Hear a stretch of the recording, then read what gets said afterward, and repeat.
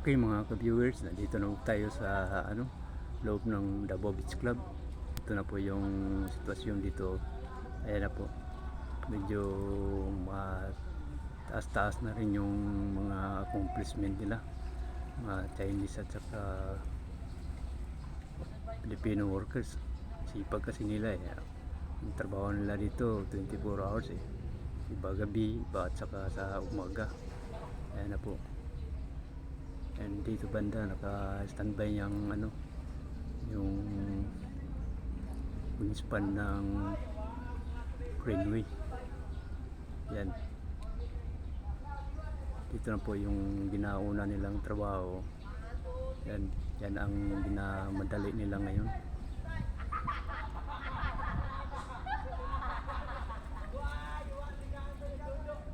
Yan na po, yan.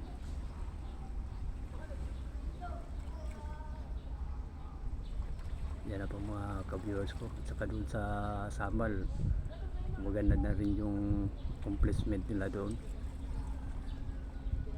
Medyo mataas-taas na rin. Yan po.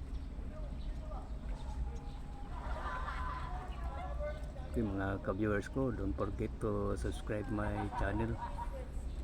Pakipindot na lang po yung notification bell at saka like and share para updated kayo sa lahat ng mga videos kong gagawin. Okay, maraming salamat. Hanggang dito na lang po.